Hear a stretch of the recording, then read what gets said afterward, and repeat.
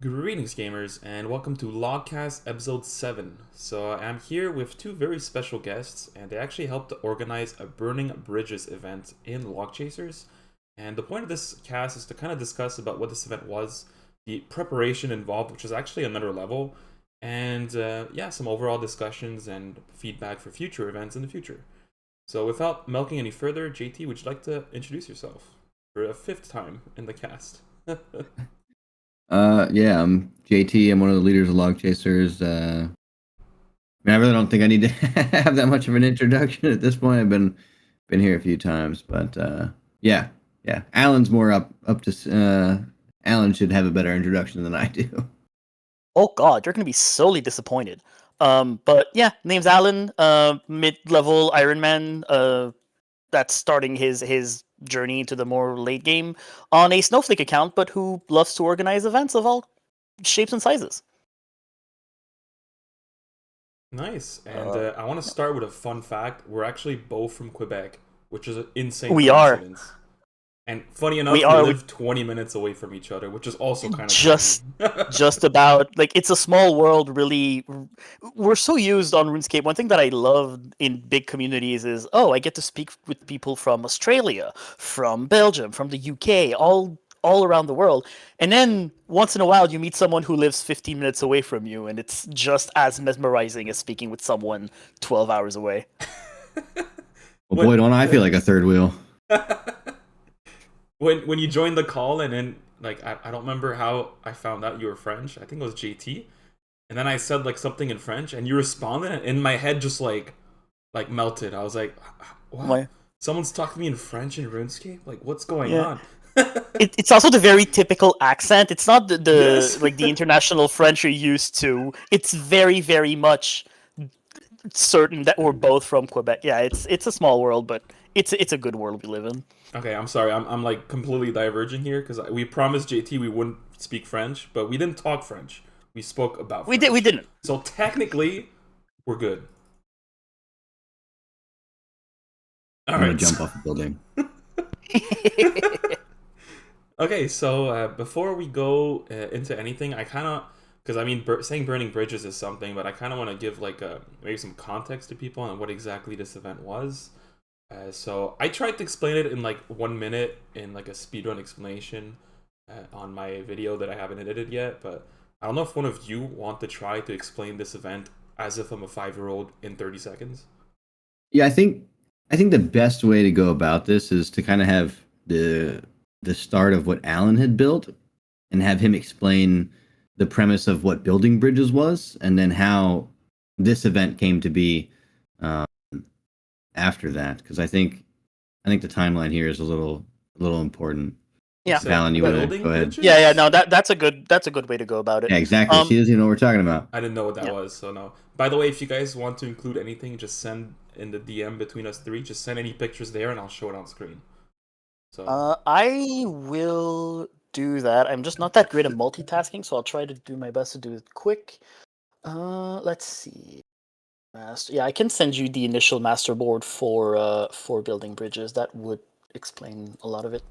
Okay, so timeline. I'm gonna try to be as brief as possible, but I ran my first event in my own clan back in May of last year, and it was very much a very dumbed down version of this. It was a 5x5 board where all tiles started fairly hard, but you could spend some form of currency that you earn through the event to lower the difficulty of the tile.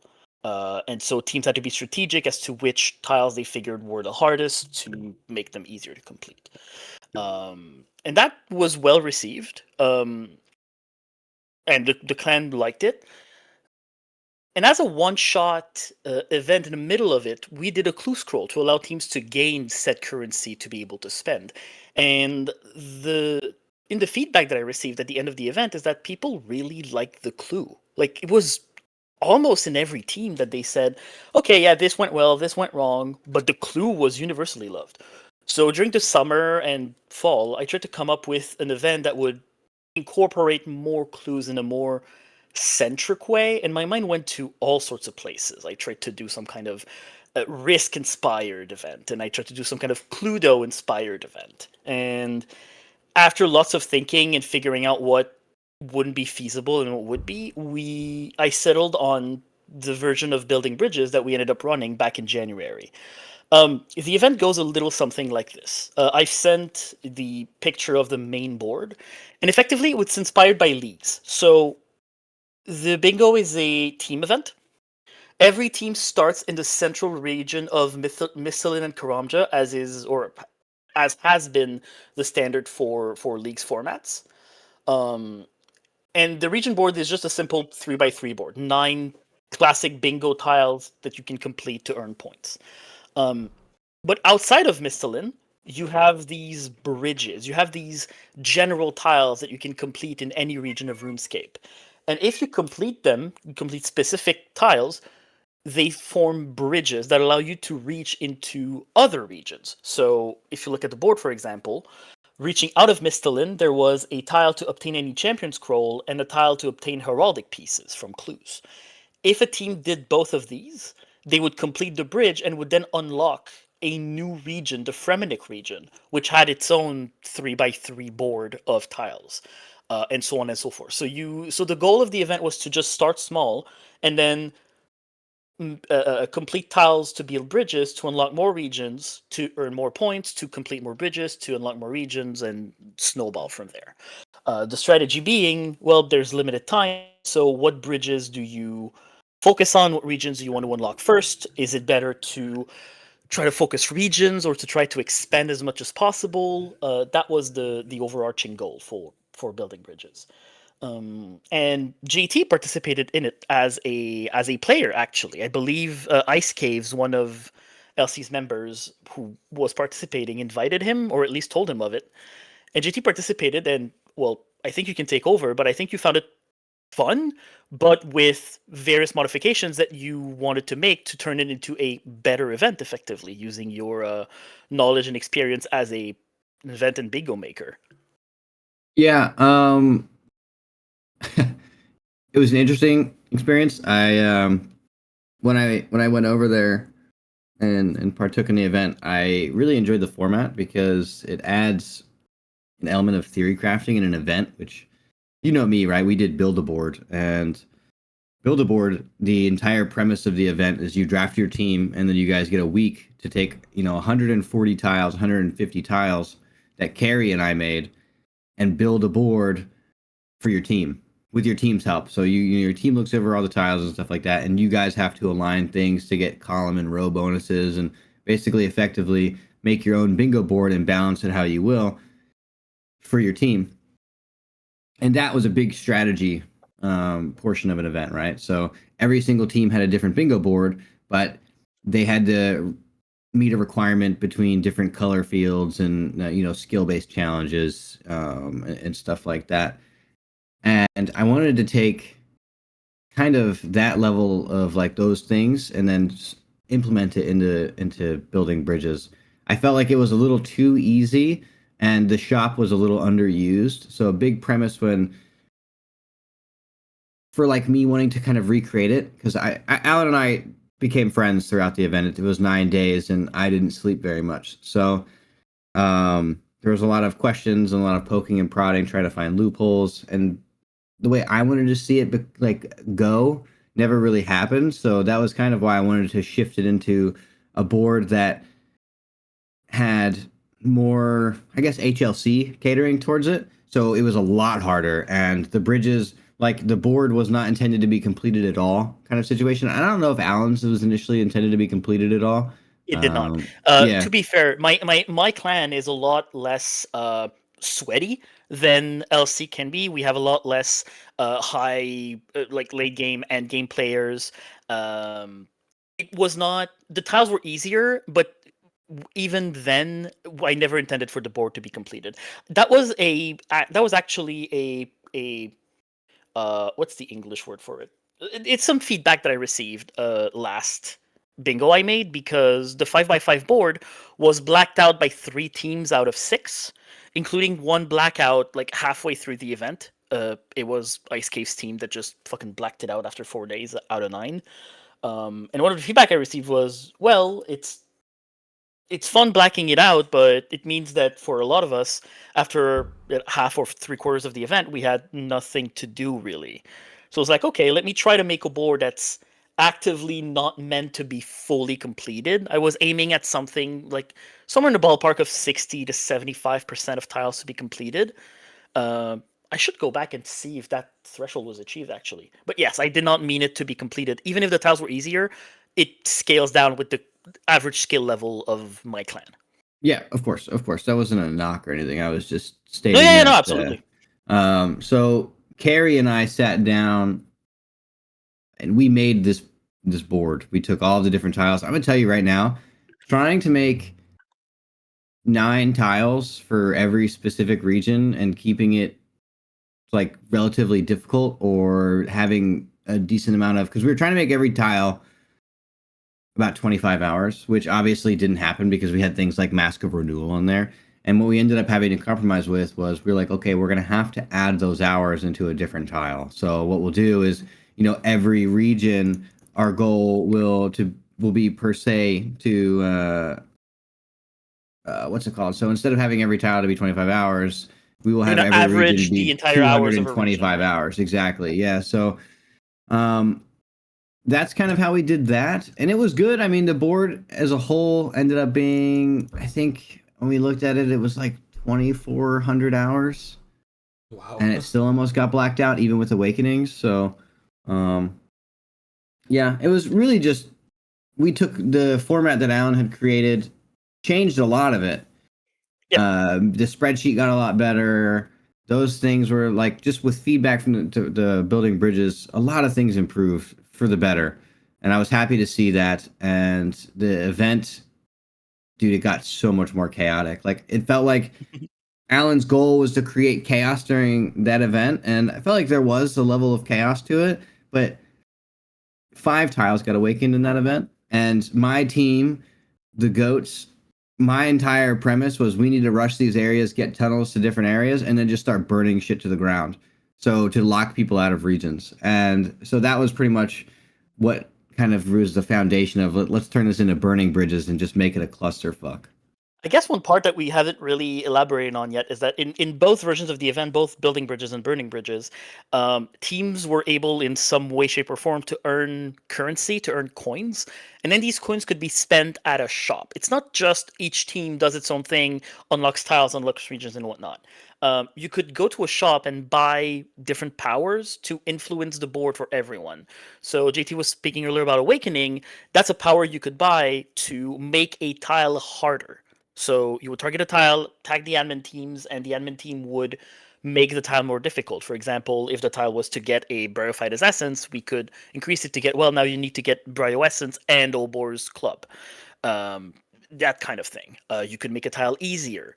You could make a tunnel to from a region to another, allowing you to skip getting the tiles for bridges and just unlock another region from the get-go. There was some amount of strategy involved with these powers as you earn coins and spend coins to either help your own team or fuck over other teams. Um, my that was not my main focus in initial building bridges, mostly because I was the only uh, admin really building into it and catering to it.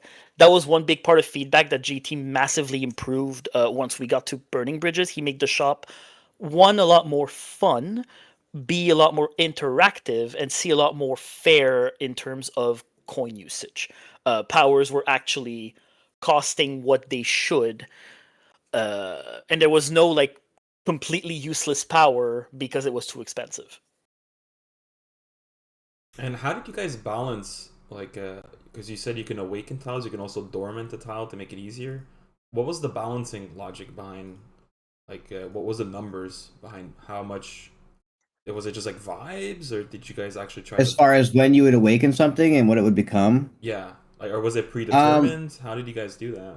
there were some that we had already floated the idea around of what they were going to become, but the general consensus was that the tile would become anywhere from like 2.2 to 2.8 times worse.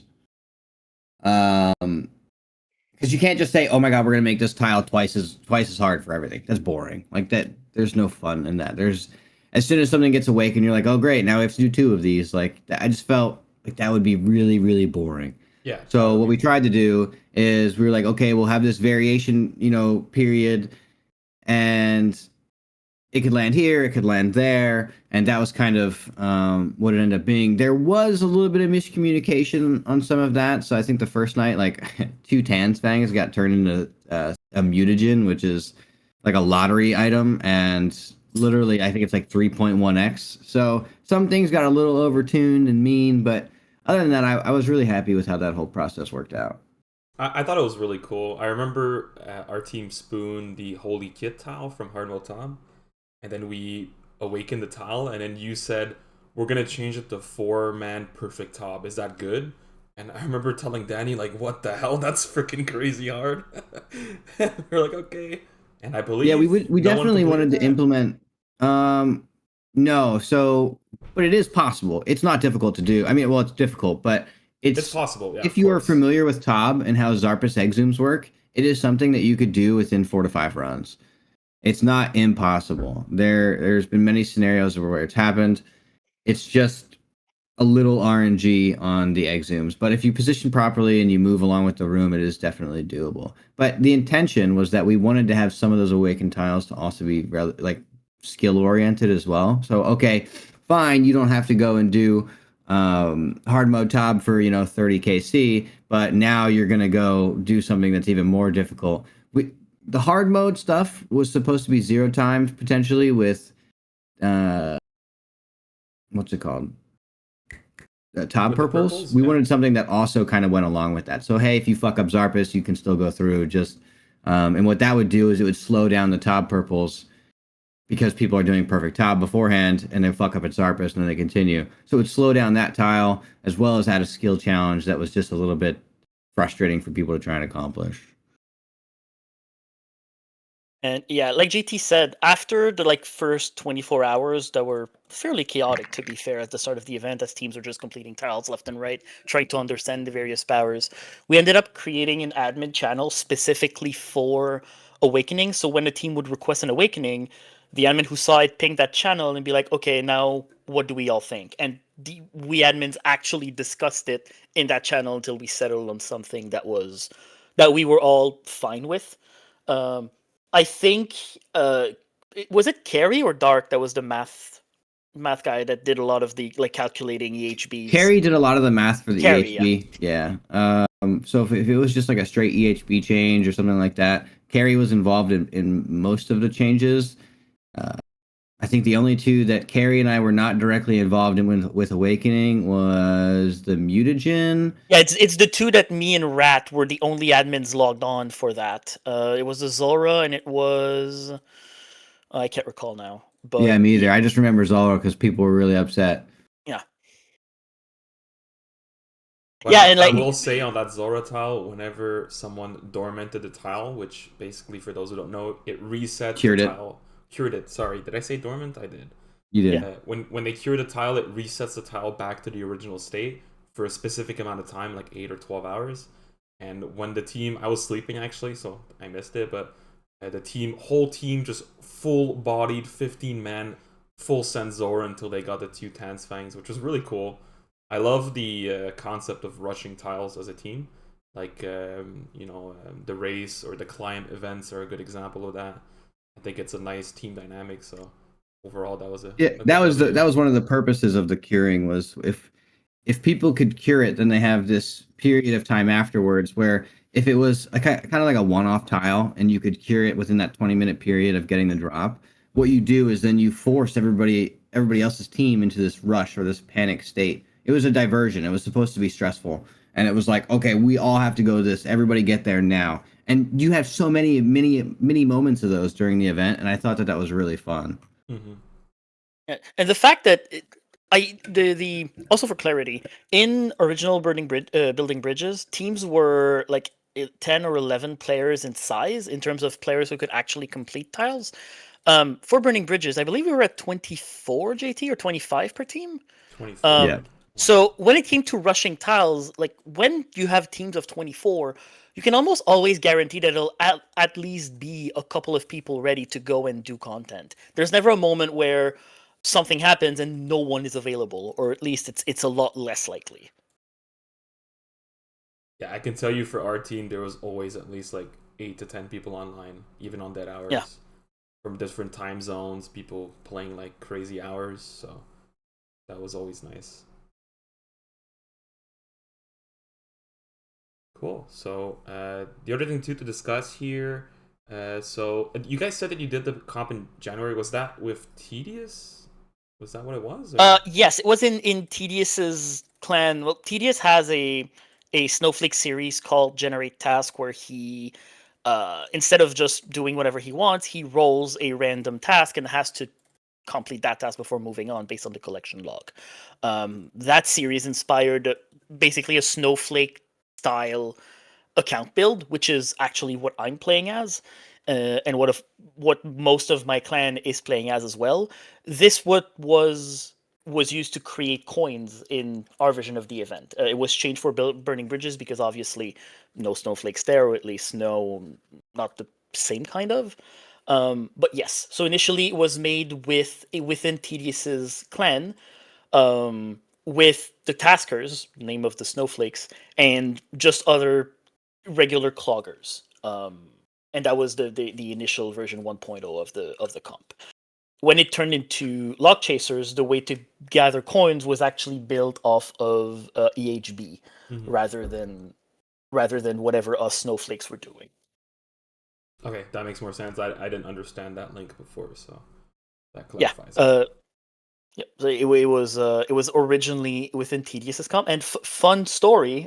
Tedious actually did not participate in version 1.0 of the event in his own clan because he was in another bingo. There was 2 days overlapping with another bingo, and he says that, oh no, it's gonna make it complex for videos if two bingos overlap. I can't do it. Uh, so we I were mean, slightly pissed he's off. right though.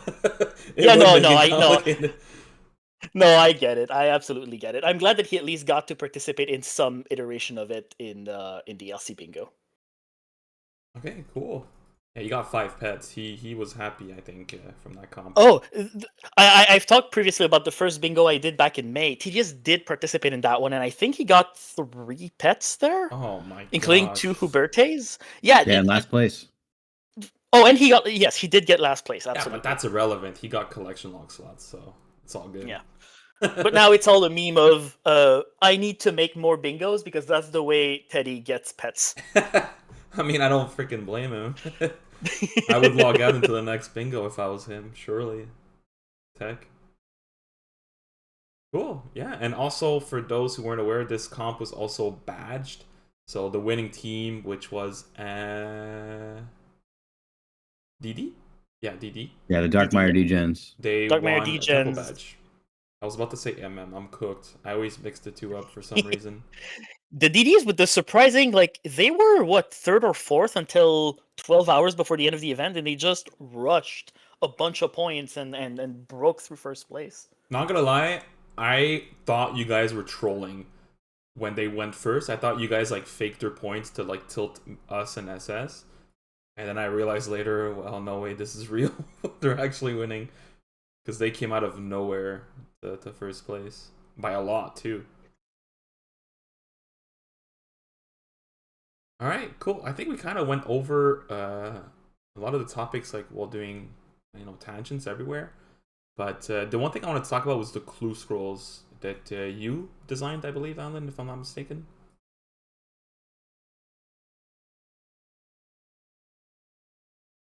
Did I DC? Hello? Still there for me. Oh, did Alan DC? Oh, this is awkward. It would appear so. That gives What me is flashbacks of the first podcast. Nova C Marnie dumbass, and I just DC'd. uh, we can fill the air a little bit. So I know you kind of wanted to see. This is one of the first events we've done with kind of a dedicated admin team, and what that premise involved was there was 10 of us technically. Penny doesn't really count. He didn't do anything all week, so we're gonna take him off that. There was 9 of us. And, well, Cheech didn't do a whole lot either, to be fair. Like, he had a bunch of IRL stuff.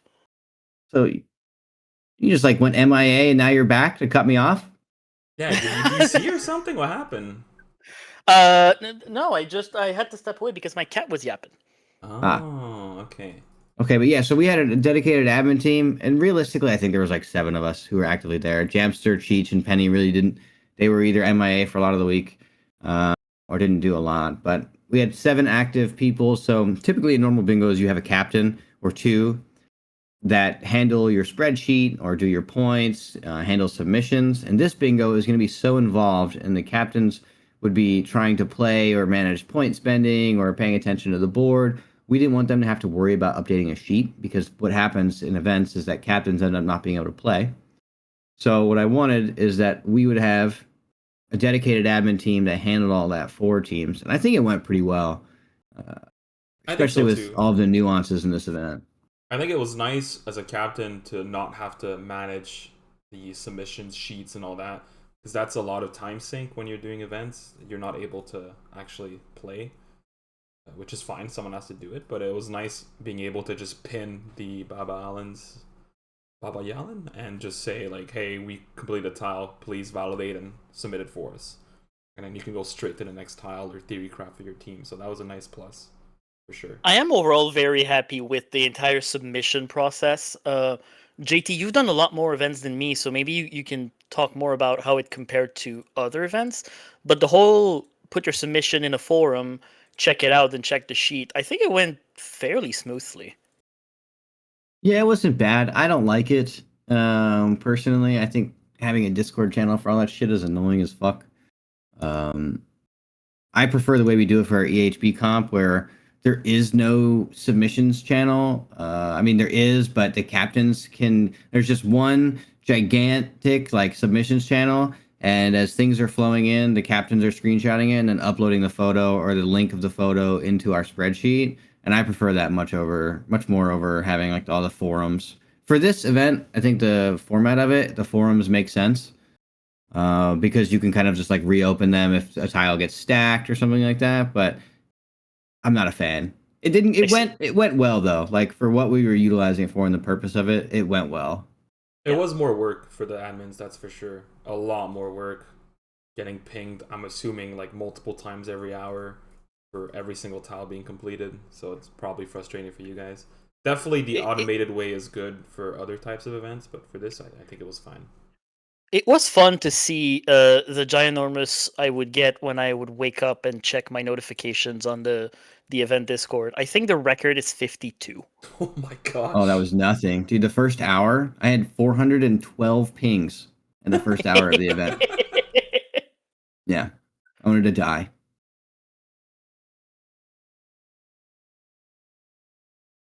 Okay, well that's Uh, pretty cool. I wanted to go back to my previous topic. Sorry, you went to see your cat, Alan, but you were the Oh yeah, no, sorry, ones. sorry, sorry. Oh, no worries. You were the one to design the clues. How was that design Correct. process? And maybe give some context on what exactly. I mean, I guess everyone Yeah, knows what sure. clue scrolls are, but maybe in your specific So case. yeah, so going back to the May event, like I said, the clue was just a one-off thing to get more coins in that event, but people really liked it. So I was like, okay, next event they need to be incorporated. And actually, little design secret or the way Alan's mind works. My initial thought for this event, like the first time I cohesively tried to say, okay, this could be a thing, um, the event would not be determined as a point based system, it would be a race. And you would actually have to just go to regions, find the clues, and when you had all the clues, it would form into a password, and that password was what would make your team win. It was basically a race. Mm. I moved away from that because I thought it would. I found a bunch of like logistic issues, and I thought it would be less fun overall. But here's the gist of clues. Um, I'm assuming that you showed the team board and what it looked like. Yeah. On in every region, there's a tile that contains a hidden clue. Once the team completes that tile, they get a password that allows them to access that clue. Um, and what the clues are very reminiscent of OSRS clues, which is you get the clue, you open it, it gives you a step, you complete the step, it gives you another step, and so on until you get a casket. It's based on the exact same system. Um, the clues in this event, I had different categories. I didn't just want to do like coordinates and whatnot. There's a lot of tools to help with those. My 5 categories I ended up on were Gilly Guesser, very inspired from Gillinor Games by Soup, where I would post a picture of me in game and ask a question about the environment, so teams would have to recognize the place, go there, and find an item that was nearby or something to that effect. I had lore questions, which were based on RuneScape's quest. My goal was to have the teams go to the wiki and scour like maybe dialogues to find answers to very niche questions.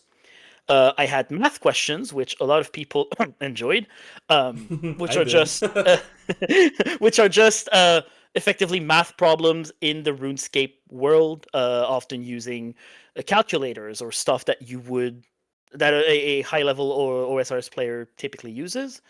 I had anagrams, which is just a straight up copy from old school RuneScape's anagrams. It's literally the same. And the fifth one was what the hell was my fifth? Oh, a riddle, which were the ones I had the most fun designing. It was often like in form of poems or rhymes, to have people guess what I was talking about. My favorite one is probably I have a poem where I describe the four places in Kourend, which are actually the 4 places that the Xerix Talisman teleports to. And I ask, well, which one am I missing? So teams had to figure out that it linked to the Xerix Talisman and then type out the missing answer.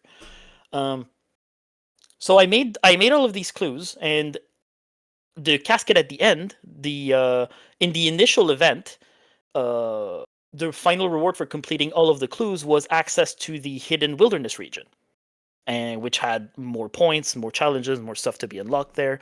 In Burning Bridges in LC's comp, we changed it so that wilderness was unlocked after a certain amount of tile completions to not lock it out completely, and Oh, it instead was a made it tile so. completions. I thought it was a certain number of clues completed. No, wilderness was Oh. JT. Correct me if I'm wrong, but I believe it's 15 tiles or after I'm 3 not giving him the days. answer. I wrote an entire overview post that goes over all this stuff that he's more than welcome to read. I don't Fucking read. True. What out the again. hell?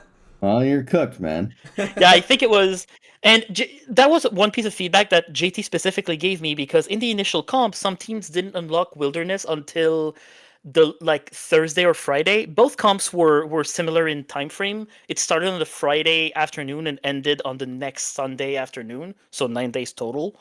Um, in the initial comp, some teams didn't unlock wilderness until Wednesday or Thursday, which meant that the time that they had to reasonably complete wilderness clues was a weekend, which made it a lot harder. Mhm. Um, JT wanted wilderness to be unlocked a lot sooner to give more chances to the teams to interact with it, which is a very fair feedback. So we had teams unlock wilderness after 15 region tiles, or I believe 3 days if they hadn't completed that, something to that Yeah, effect. I unlocked it for everybody. There was 2 teams who hadn't completed 15 region tiles. They were really close, but the pacing of the wilderness, I wanted that to be available Sunday afternoon, so we unlocked it for everybody, and we just tied that into the lore. We just kind of had that post be like, oh, here's the example is Bobby Yallen is giving everybody the ability to now see the wilderness. But yeah, and in LC's comp, we turned the clues to be tied to the coins instead. So that shop that gave power ups, instead the caskets contained a certain amount of coins to allow the teams to immediately buy some power ups, which still turned it into, oh, now we know what the clues have. We need to find them. Yeah, I really And liked yeah, that there was there was a algorithm, or there was like a known, there was a logic to where the clues were. They were always nearest the middle of each board section. yeah, and again, to give you an example with the first comp, in the first comp the clues were in the same tile as the region's position. So the top left region, the clue was in the top left tile. Mm. The central region was in the center tile, and so on and so forth. I did want to make a very simple algorithm that made it so once you've discovered, let's say 3 clues, you could reasonably guess the position of the others. Um, Yeah, because that's just what not to happened make to it, us. We yeah, found the third, yeah, and then not to make it someone completely pointed it out, random. and we're like, "Oh, good Yeah, idea." that was 100% the intention. We wanted the Yep. pattern to be easy enough for people to be like, "Oh shit, like we need to get to these regions and we need to get to this clue because this is a lot of money that we could use in the shop." Yeah, the Yep. only thing is that like teams were not stupid. As soon as they found the clue, they would awaken the tile. So it Yes, made we it had to harder. we had to kind of we had to make some alterations as as we went in order to kind of counterbalance some of that. Yeah. So yeah, but that was people had a lot of fun with the clue in the first event. I knew I wanted to make some more, and in both events, clues were actually well received. I think it was I one of my favorite parts of both comps, very honestly, was when the team would unlock a clue, I would just jump into their voice chat because the team would mobilize. The team would all jump and be like, "Oh yes, let's solve this," and it made for a different kind of experience. Uh, Another type of team oriented thing that you can do in RuneScape that's not just like raids or group content. It was just a bunch of minds getting together, discussing clues, discussing stuff, saying, "Oh, let me go check there. Oh yeah, I'll go check there." It was really fun. Every time I experience a lot of clues, like 7 teams in each comp, 9 clues in total, so 45 potential clues in each comp. I loved it every single time. Yeah, it was a lot of effort too, and the math problems were very interesting. They were like not complicated, but like you had to know like some little things that I missed out on. That like, and as a team with like 10 people on voice, obviously you find the mistakes and you fix them. Like the first clue we got was the Fletching Kingdom Oh math yes, question. That one was really fun. Like I'm gonna paraphrase. I'm probably gonna butcher it, but it was something along the lines of some Billy Bob is doing Kingdom for Fletching to get level 99, and he's currently level 70, and he has 10 workers on Maple. And every 2 weeks he refills his kingdom and regains his favor. After what date will he get 99 starting from X day, for example? And then you have to know that since he claims every 2 weeks, it's not gonna be like a specific day. It'll be every 2 weeks. So that gives you like, if your answer is 10.7 weeks, which I think that's what the answer was, then you got to round up to 11 weeks because you yeah, can't yeah. stop It in the was middle. 11 cycles, so 22 weeks. But yeah, you're right. And to that effect, I mean, JT can speak a little about it, but let's just say that my first iteration of clues, I had a couple of skill issues in math. Alan math, Oh let's no! go. No, Some Alan math. it became very much a meme, and JT's team, the goats in the first event. I mean, they I'm not gonna sugarcoat it. They crushed every single competition out there. It They were winning by day one, and it never got no team ever got close to them really. They snowballed it, which also meant that they got to the clues first. I think they were for the 9 clues that there were. Goats had the first one 6 out of 9 of them, Oh so wow! they were the first to experience it a lot of the time, and it became kind of a meme for Alan Math because I fucked up I think 3 or 4 of them. Uh, like one I miscalculated. One, when I calculated it, I fucked up my formula in my Google Sheet, so it didn't grab the entire thing. One, I mistyped it in the Discord bot that checked it, so it became kind of a meme that I can't be trusted with math. I mean, there was no issues at least in this comp. But at least I Well, didn't notice. no, because I made sure to quadruple check my math to make sure it was fine. But yeah, and I mean, speaking of clues, my in that first bingo with that single clue, I actually used a Google form for it because it was just a single one. It was basically the clue basically led to a Google form, and in Google form you can lock going to the next slide until you put in the right password. Um, Oh. so that's what I did, and it worked great. But then one of my friends DM'd me after the comp and said, "Yeah, just so you know, Google Forms is not secure. If you right click inspect the code, you can see what you need to type in for the password to go through." And I'm like, "Oh, well, that's shitty." You're like, that's why Uh, that team was so good. I don't think any team really used it because it was fairly simple in nature. But then I tried to come up with, okay, I want to do clues, but how do I make it secure? I scoured like I did 3 or 4 websites that were supposedly specialized in this kind of like treasure trail system, and they all had the same exact security issue. And thinking about it, I settled on a Discord bot which effectively just everything was on my computer. It's just sitting on my computer, and the Discord bot interacts between getting answers from the teams, checking if the answer is right on my computer, and then giving back the answer of, okay, yes, here's your next step, or no, you failed, try again. And I started designing that bot. It went well. Then I wanted to be more complex, and I'm not a programmer by any means, so I AI slopped the shit out of it, and it ended up working. Yeah, it worked really well actually. I didn't know you used AI slop for it. Well, I like the I was talking to a friend. I was saying that I was about to go on the podcast to talk about a couple of things, and I was like, she's like, "Oh, what are you going to talk about?" That same programmer friend, like, well, he probably wants me to talk about Watson and explain how it works, and he's like, "Can you explain how it works?" Because he knew that I use ChatGPT. And I'm like, yes, I can tell you in pseudocode. I can write you exactly what Watson does for every single function. I can recreate it, but maybe not the exact programming language lines and codes and functions and whatnot. I use a lot of AI for that to simplify it, and so I didn't have to learn more of that programming language. I mean, I have a full-time job. I did other stuff. I didn't want to learn a whole programming language just for the sake of one part of one RuneScape event, if that makes sense. Um, so I made my idea, told ChatGPT, "Hey, make that work." It did. I tested it. Some things didn't work. I adjusted it, and now it's working. Hmm. The future is now, guys.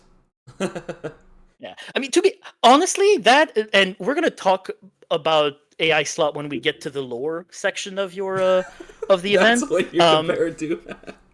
Well, I mean, I thought people I were thought saying a lot. JT said someone wrote all the lore manually by hand. Yes, yes, they did.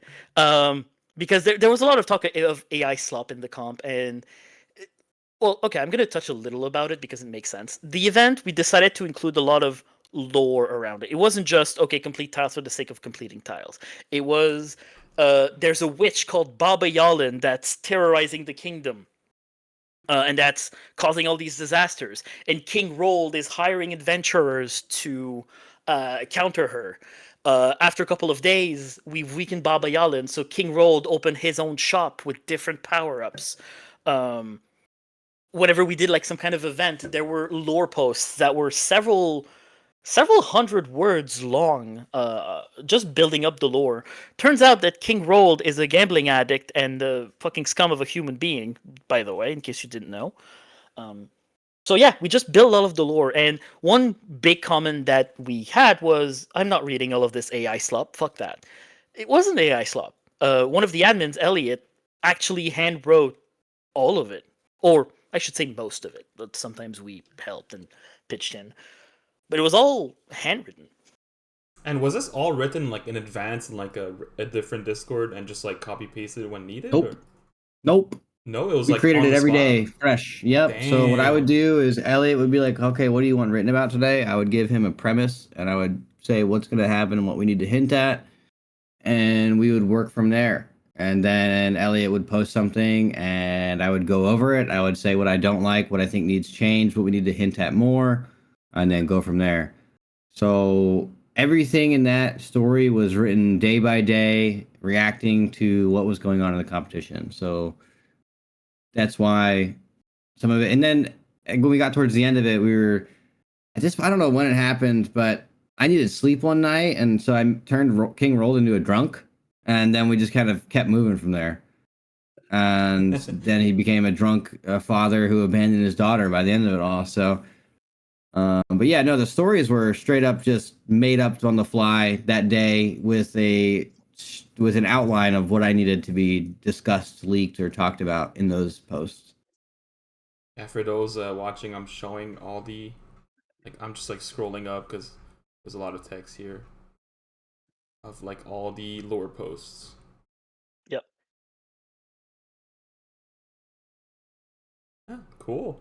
I personally like I'm not into that stuff, but thankfully my goat Danny was co-captain or captain with me, she read it all, so it was actually kind of nice to just game and listen to her read the lore post every day.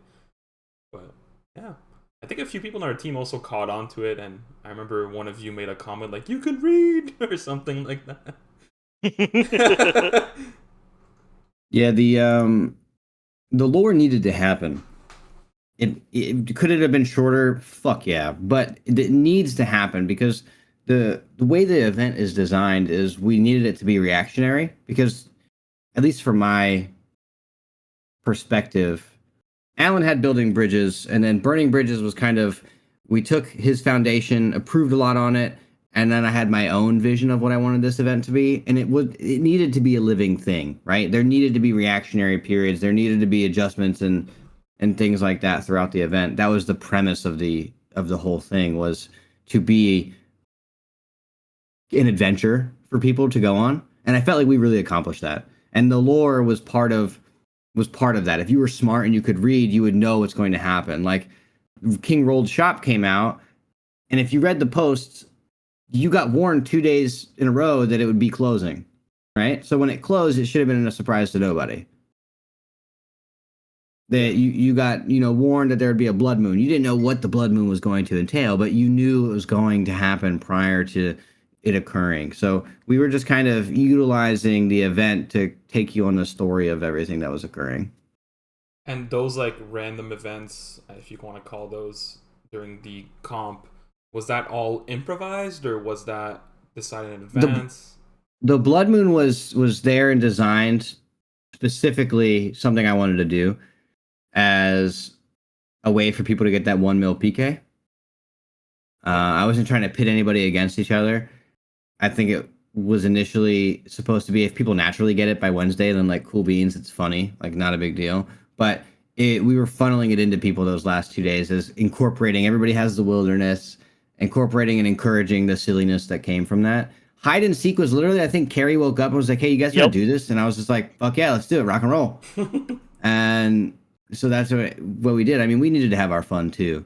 And having these little events was a good way to distract and hinder progress. So it was being able to say, okay, fuck, like, do we want to get involved in this? Is this going to be worth our time? A lot of it was a distraction and diversion, right? Yeah. I mean, we did the all of them until the last one, the 5th hide and seek, and then we kind of just gave up because we had no points. Or at least I did, but my team still came in clutch. But the funny part about that event is the Sophanum Spoons had an insane team, very, very strong team. And what I didn't realize they ended up with on their team was somebody who was literally a hide and seek main. Yeah, he had a freaking tab, bro. Who has a tab in their bank for hide and seek? Wow, I didn't know that. Yep, he had like Malzar mage, like the mazes keys in his tab and everything. Like the guy literally does hide and seek for fun. So wow, for a living or something. Yeah, so it was pretty crazy. Their team, and what's funny is the one that I thought would be the easiest, which was mine, took everybody the longest. Everyone saw it and was like, "Oh my god, we need to get to Wintertodt." Yeah. And so some of the admins jumped into your guys' VCs to see what the reaction was, and came back and was like, "Oh my god, the whole VC is Wintertodt, Wintertodt, get everybody get to Wintertodt." Apparently, it was a massive amount of people just running to Wintertodt and crashing a random guy soloing. Yeah, so like that to me is funny.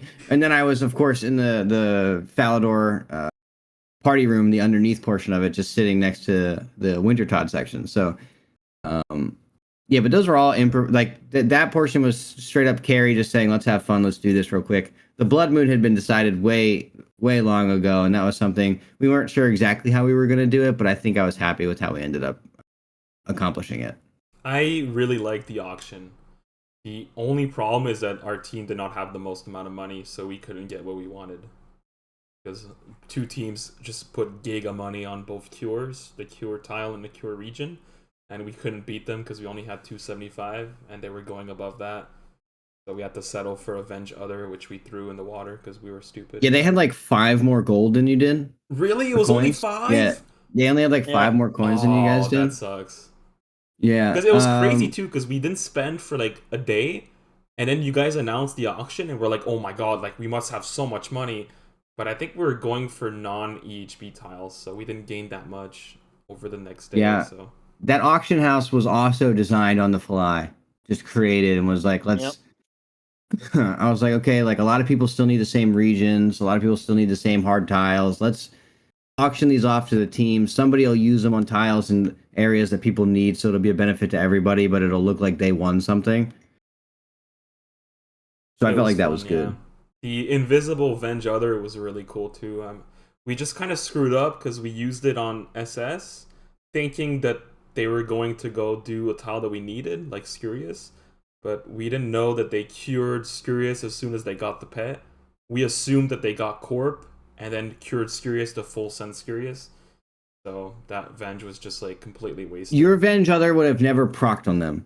Ever. How But in come? no scenario, because the way they did it was fucking. Ginny is a genius. So I think you guys used Monster Examine to proc their Yes. initial Venge, Yeah, right? yeah, we did. And So you then Monster Examine, proc their Venge, and then both teams got Monster Examined because of the Vengeance. So um, what ended up happening is they were like, okay, so here's what's going to happen. They are going to think we did XYZ, but they had stored points for Barbarian Assault.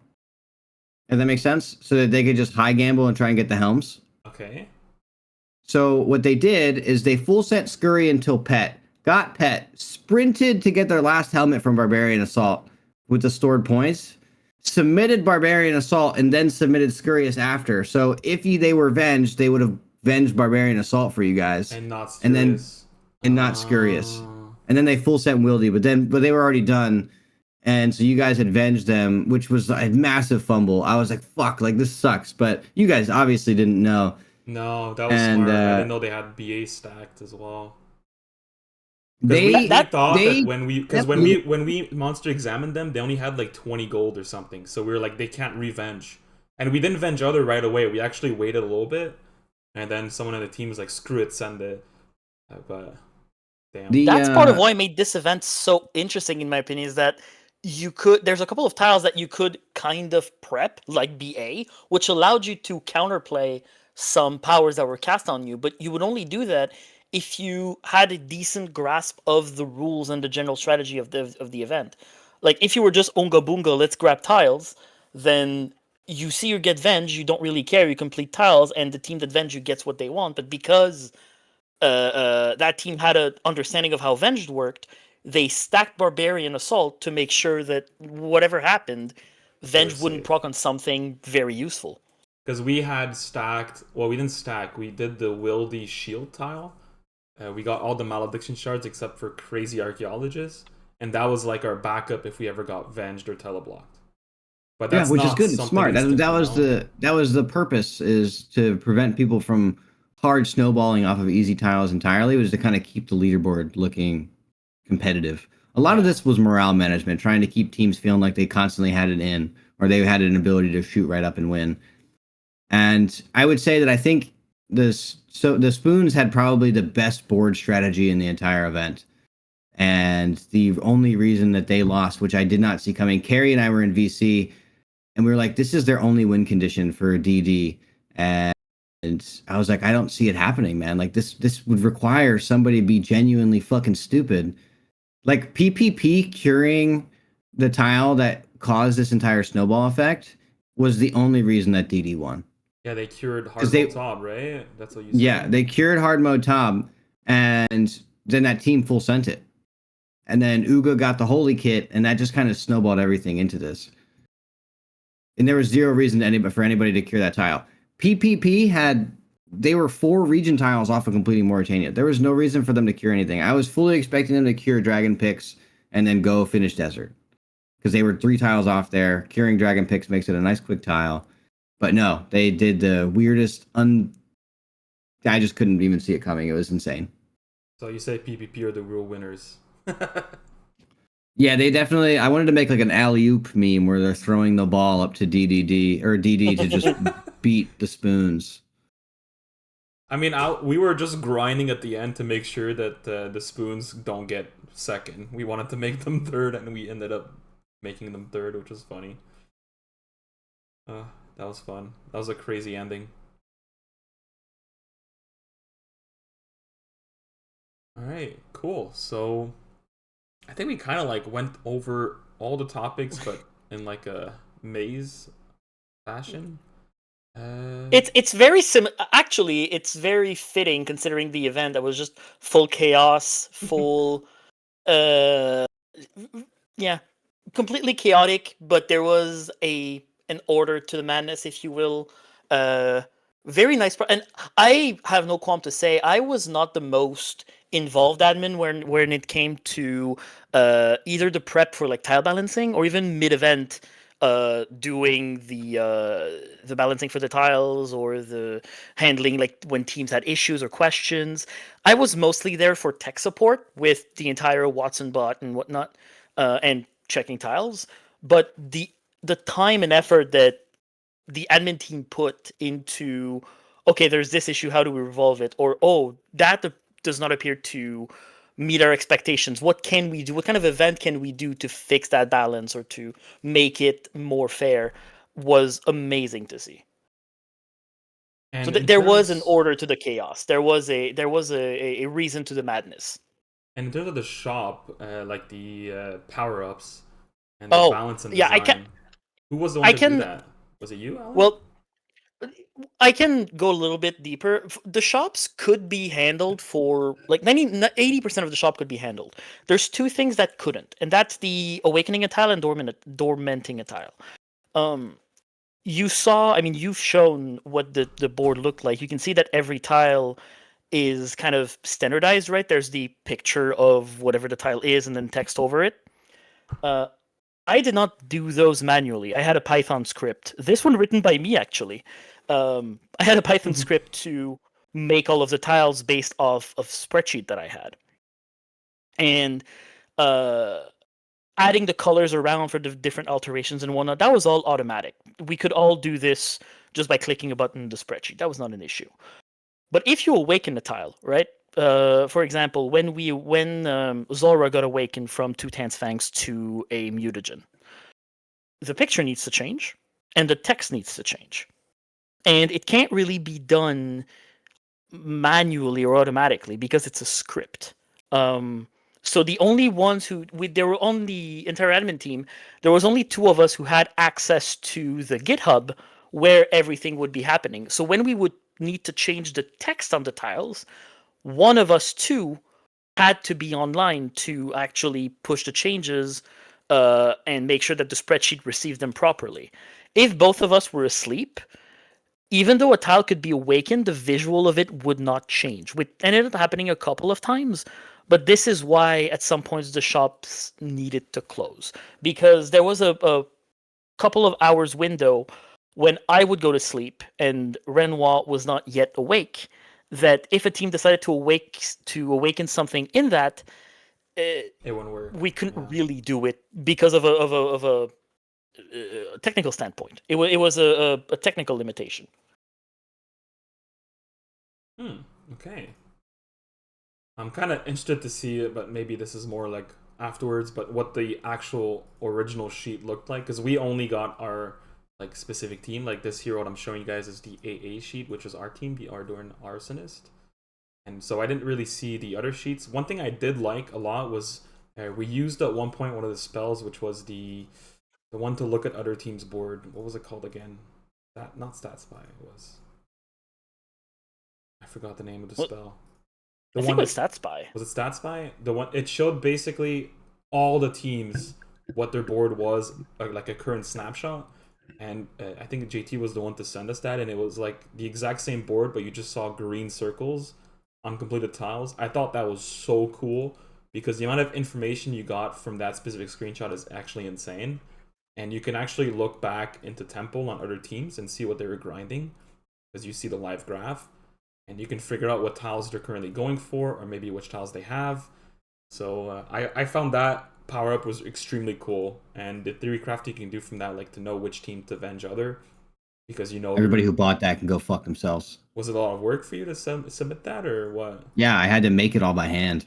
We had to make that by hand. It wasn't like a script or No, nothing. no, I had to go into fucking paint and make each of those boards by hand. I wanted to put a gun in my mouth. I'm not gonna That's lie to you. In brutal. Minecraft, In I wanted to do Minecraft, that, yeah. but yeah, Those sucked.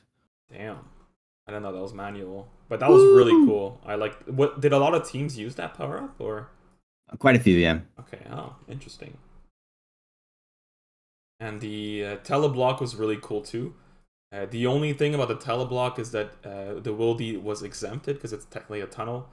So I found that made like some very interesting text because you can always hold like an easy wildy tile to save yourself from a teleblock.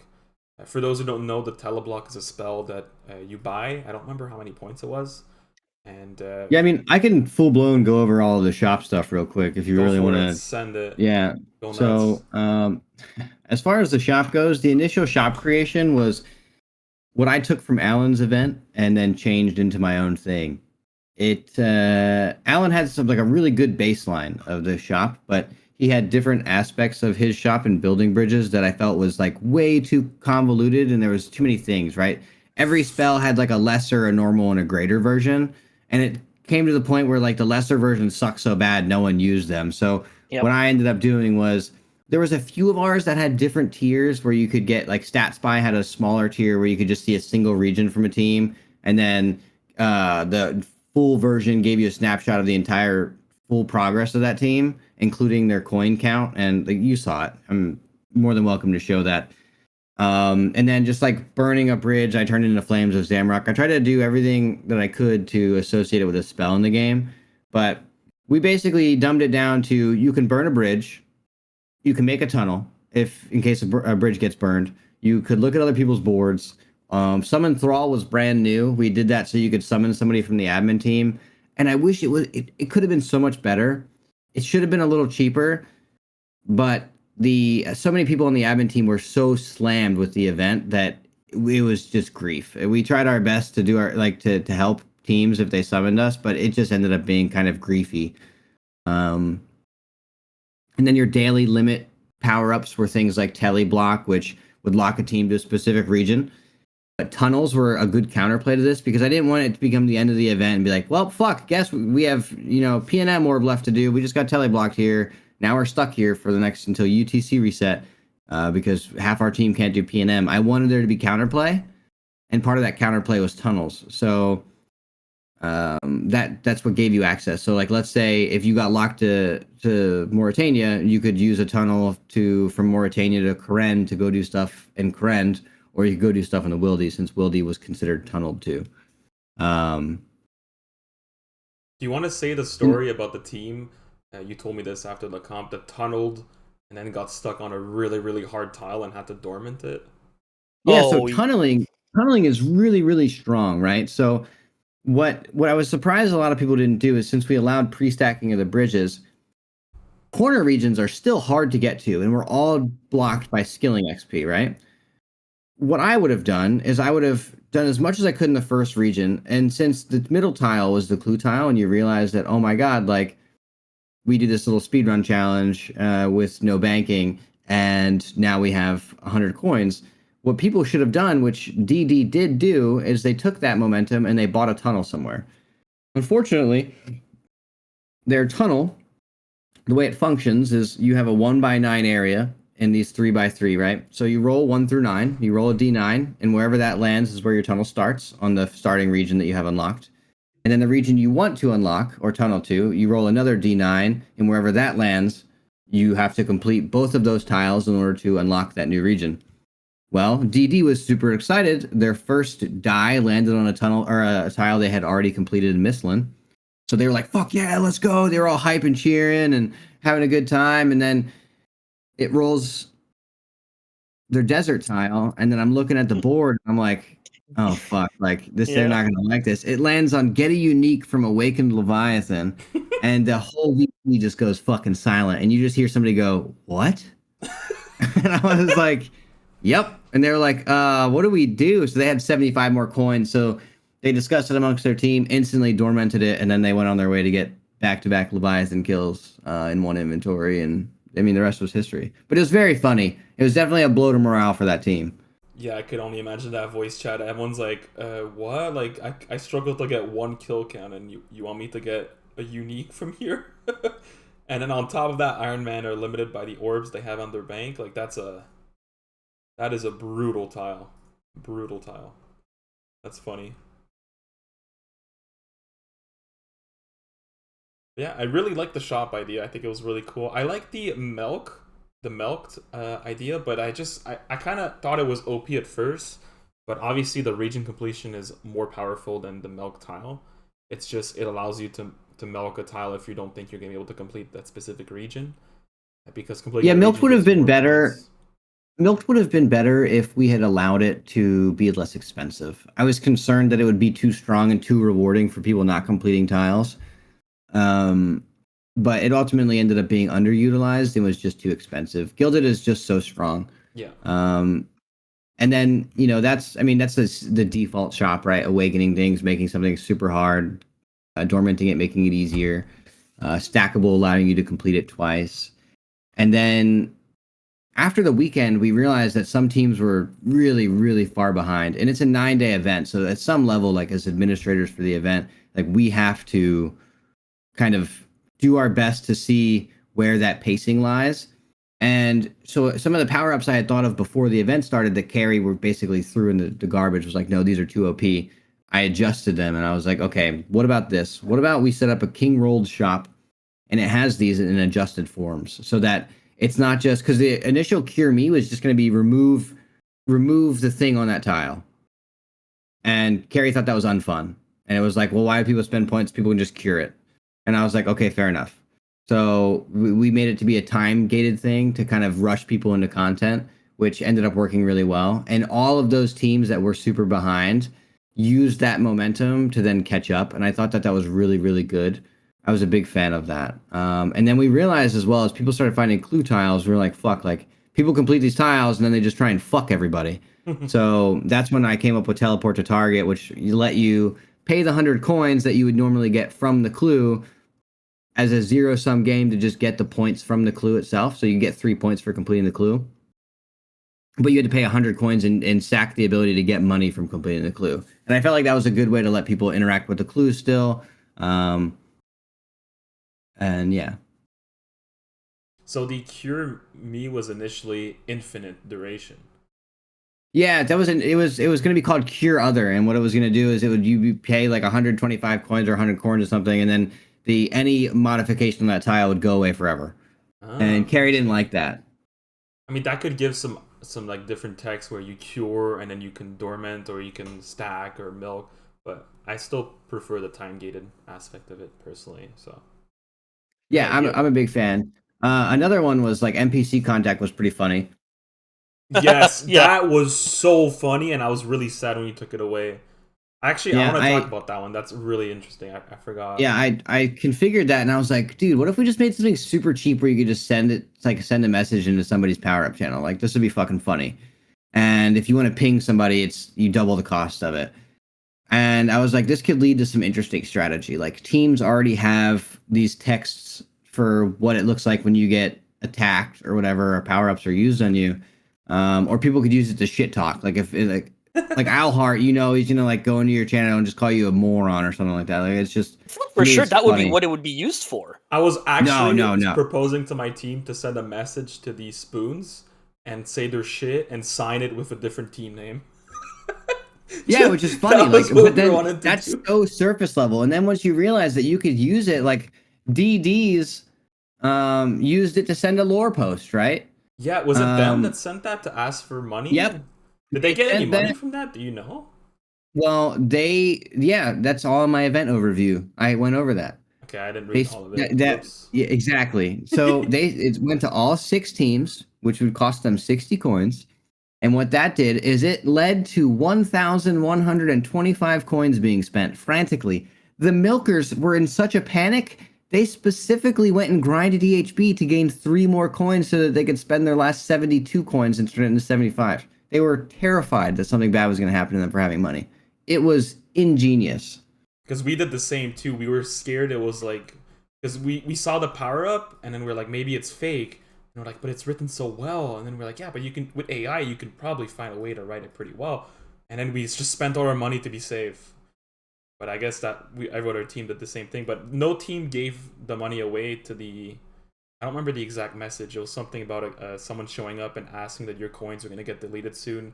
I can hold them for you or something along those lines.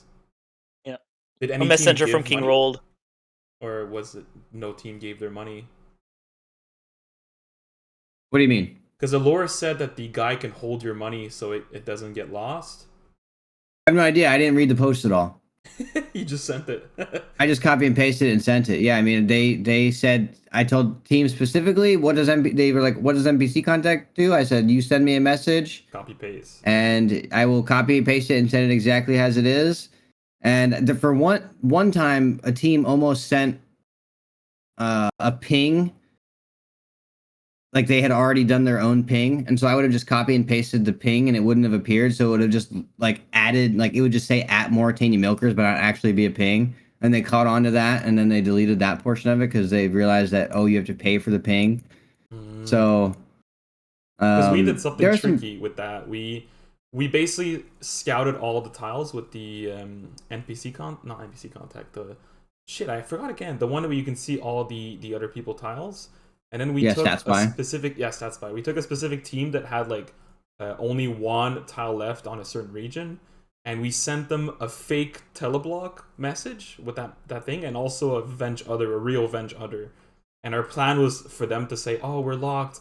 Let's just send a tile and hopefully give us the points." But in the end, they ended up actually going for a different region that they weren't allowed to, and basically wiped their revenge. And the whole time, our whole team, we had like one account that scouted one person. I think, oh, who was it again? Shoot, I forgot. But we had one account that scouted them doing trouble brewing, and they got the tile. And then our Yeah, it was Olton who scouted Fuzzy. Yeah, it was Fuzzy. Yes, it was Fuzzy. That's what it was. Yeah, you guys lost that exchange by 7 seconds. 7 seconds? Yeah. What do you mean? Like the 7 seconds later, they got a tile? You guys tried to teleblock them. You paid to teleblock them to a different region so that they couldn't submit their trouble brewing. Oh yeah, we proc paid your again, bench. and then they got it right before. Yes, I was in bed for that. Yeah, and I said unfortunately because you had somebody in the trouble brewing game who was like, "Oh, Fuzzy's been here for 3 runs. She hasn't gotten it yet. Oh, they finally have." 19. Olton looked away rum. from his PC. He was like, "Oh, they finally have 20 rum. Submit it!" And then they were too late. Fuzzy had already submit the screenshot. Yeah, it was too late. Rip. We had to go in the log channel to see which message got actually sent first in order to rule on it. That was wild. So much theory crafting, and like the possibilities were endless with that NPC contact. It was cool. All right. Yeah, I agree. I think overall, like if I look at the event as a whole, I think it blew a lot of people's expectations out of the water.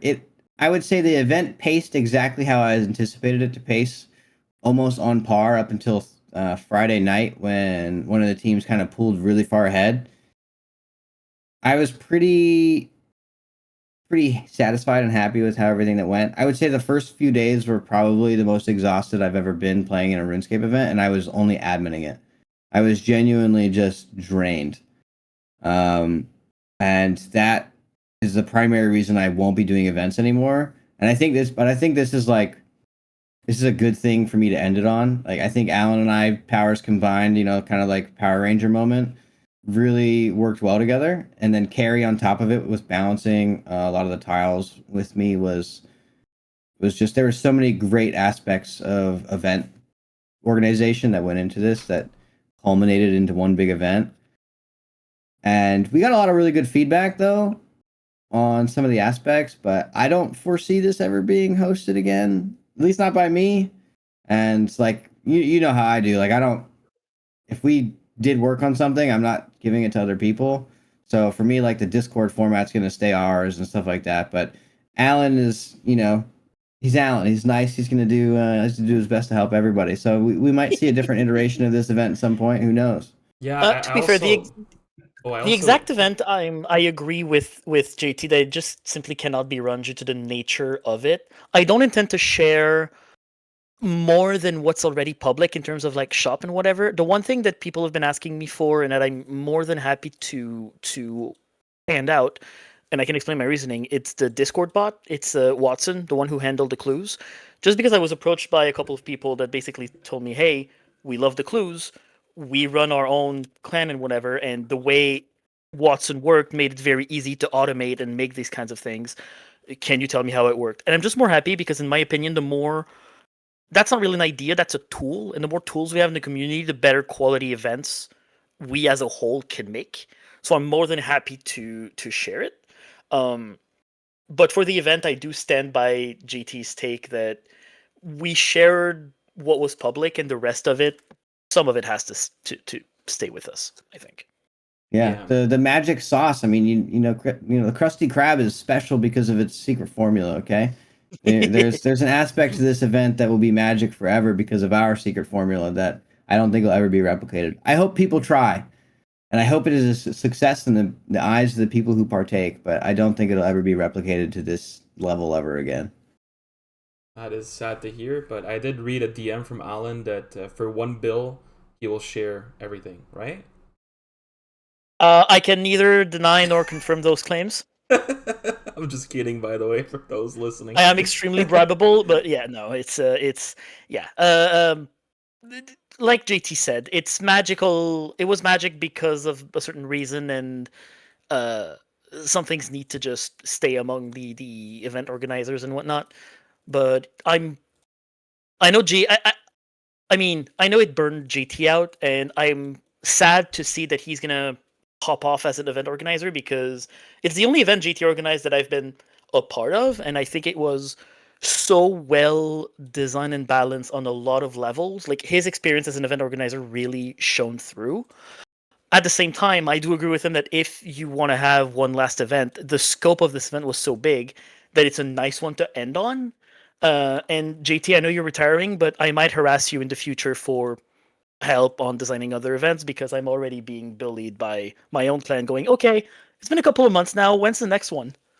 Like, Always happy chill. to help, never happy to host. You know what I'm saying? Yep, absolutely. And also for me, for I've hosted a lot of like very simple, nothing on this level, bingos and like my old clan and in LC as well. But this is like another level of event preparation, lore writing, balancing, board design, awakening, dormanting.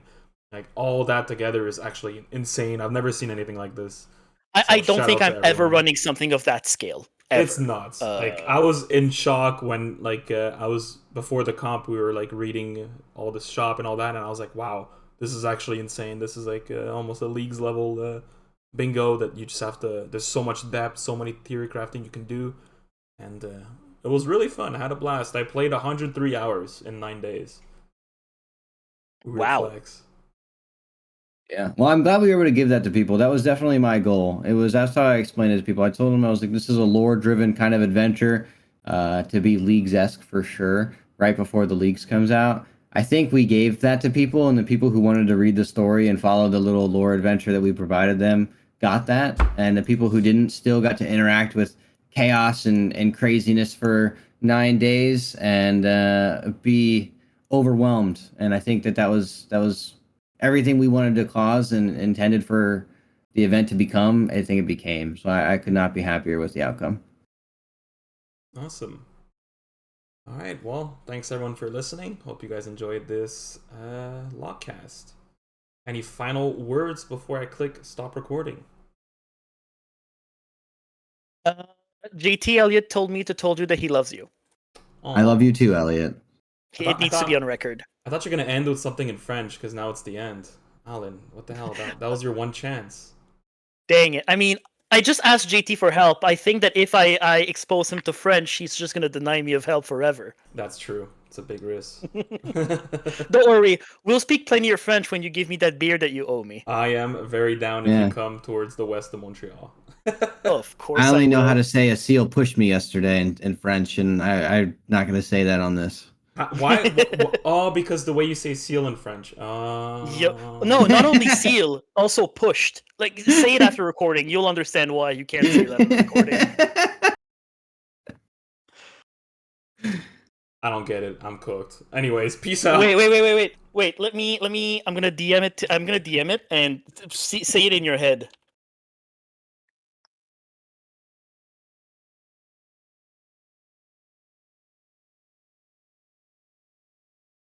Okay. I get it now. Sorry, See? I don't, I don't know. There is some words in French that are weird though. Like saying you're Yeah, with the late in accent and whatnot, French but yeah, would get you demonetized on YouTube. very much so. I Yes, mean, which is funny. just yeah, just you. I can't say I'm gonna be late in French. That would get me absolutely demonetized. Yep. It's so funny. If you know, you know. Anyways, peace. Yep.